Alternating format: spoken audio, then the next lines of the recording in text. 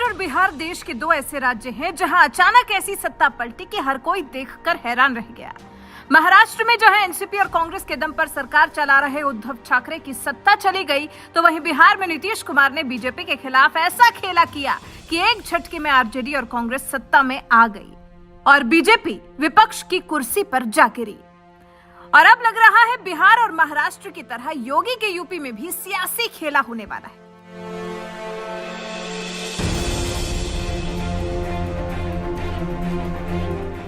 उत्तर प्रदेश में विधानसभा चुनाव हुए अभी ज्यादा दिन नहीं बीते हैं। 10 मार्च की ही तो बात है जब यूपी की जनता ने समाजवादी पार्टी को उत्तर दे दिया था कि यूपी में तो योगी आदित्यनाथ ही चाहिए, और उन्होंने योगी को प्रचंड बहुमत के साथ सत्ता भी दी। इतना क्या कम था कि कुछ ही महीनों बाद आजमगढ़ और रामपुर लोकसभा सीट पर हुए उपचुनाव के जब नतीजे आए तो जनता ने सपाइयों को बुरी तरह से हराकर एक बार फिर बता दिया कि यूपी में तो योगी ही चाहिए। लेकिन इसके बावजूद समाजवादी पार्टी है कि समझने का नाम नहीं ले रही। वो आज भी यूपी की सत्ता पाने का ख्वाब देख रही है, और उसका ये ख्वाब विधानसभा चुनाव के रास्ते नहीं हुआ तो अब समाजवादी पार्टी के नेता अपने मुखिया अखिलेश यादव के दम पर ये दम भरने लगे हैं कि जिस दिन अखिलेश जी मन बना लेंगे योगी सरकार गिर जाएगी, क्योंकि बीजेपी के 150 से ज्यादा विधायक दुखी हैं। आपने कहा 2024 में विधानसभा का भी चुनाव साथ होगा लोकसभा का, कैसे होगा आप देखिए, विधानसभा तो जिस दिन माननीय अखिलेश यादव जी मन बना लेंगे 15 दिन के अंदर सरकार गिर जाएगी। अंदर खाने भाजपा में कम से कम 150 विधायक दुखी हैं, मंत्री लोग दुखी हैं। आप देख रहे हैं ब्रजेश जी का चेहरा देखा आपने, जब से उनका ट्रांसफर बदला है तो क्या अंदर घाव नहीं है? गडकरी जी से मुलाकात हुई जिस दिन से उनको पार्लियामेंट्री बोर्ड से हटाया है, इतने घाव स्वयं उन्होंने पैदा किया है कि उनकी सरकार चलने वाली नहीं। महाराष्ट्र वाली स्थिति यहाँ भी होने वाली सपा कर सकती है? देखिए, हम महाराष्ट्र की और बिहार की स्थिति नहीं कहेंगे, हम तो उत्तर प्रदेश की स्थिति जिस दिन से योगी जी बने, भाजपा का कोई आदमी उनको नहीं पसंद करता है। आप देख लीजिए, क्यों नहीं कार्रवाई हुआ दयाशंकर सिंह के ट्रांसफर पोस्टिंग पर 50-50 करोड़ रुपया लेकर के कई आरटीओ का पोस्टिंग हुआ है। चाहे ब्रजेश पाठक पर हो रहा है, चाहे जितेंद्र प्रसाद पंडित जी पर हो रहा है, चाहे स्वतंत्र देव सिंह पर पिछड़े के नेता उन पर हो रहा है। जब इस तरह की सरकार चलेगी तो इसको सरकार को गिराने में भी बहुत देर नहीं लगेगा, सिर्फ अखिलेश जी को मन बनाने।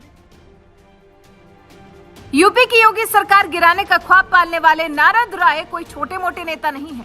जनेश्वर मिश्र के समय से वो सपा के साथ जुड़े हैं और अखिलेश सरकार में पहले खेल और फिर खादी ग्रामोद्योग मंत्री भी रह चुके हैं, और अब कह रहे हैं कि 15 दिन में योगी सरकार गिर जाएगी। सपा नेता नारद राय के इस दावे के बीच ये भी जान लीजिए कि विधानसभा में कितनी ताकतवर है योगी सरकार। बीजेपी और उसके सहयोगियों की सीटों को मिलाकर योगी सरकार के पास कुल 273 विधायक हैं। सपा और उसके सहयोगियों की सीटों को मिलाकर अखिलेश के पास महज 125 विधायक हैं। कांग्रेस, बीएसपी और राजा भैया की पार्टी तीनों के पास महज 5 विधायक हैं। अब ये आंकड़े देखकर आप खुद ही समझ जाइए कि 15 दिन में योगी सरकार गिराने का सपना देखने वाले सपा नेता नारद राय की भविष्यवाणी में कितनी सच्चाई हो सकती है।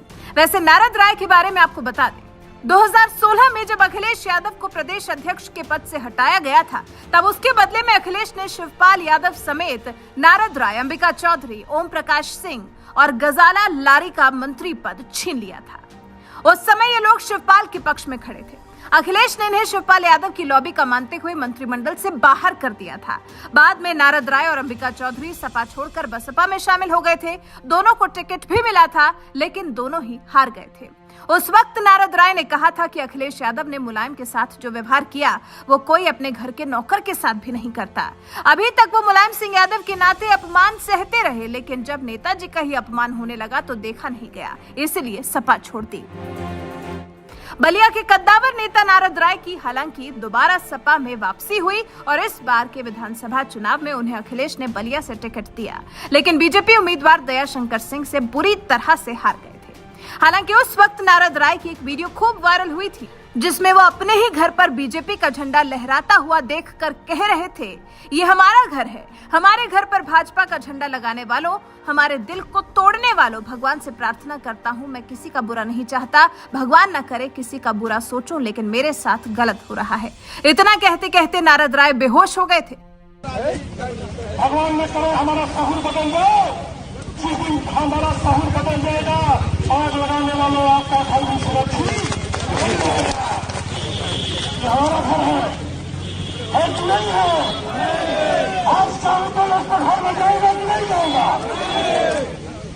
में भाजपा का झंडा लगवाने वाले, हमारे दिल को तोड़ने वाले, भगवान से प्रार्थना करता हूँ, मैं कभी किसी का बुरा नहीं पाता हूँ, भगवान ने कभी किसी का बुरा सोचो, मेरा बुरा होगा, तो आप बात कीजिएगा।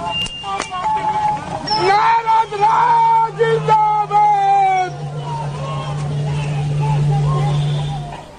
दरअसल नारद राय के बड़े भाई वशिष्ठ राय ने बीजेपी का दामन थाम लिया था और उन्होंने अपने घर पर बीजेपी का झंडा लहराया था, जिसे देखकर नारद राय बेहोश हो गए थे। खुद चुनाव हारने वाले सपा नेता नारद राय अब दावा कर रहे हैं कि 15 दिन के अंदर योगी सरकार गिर जाएगी।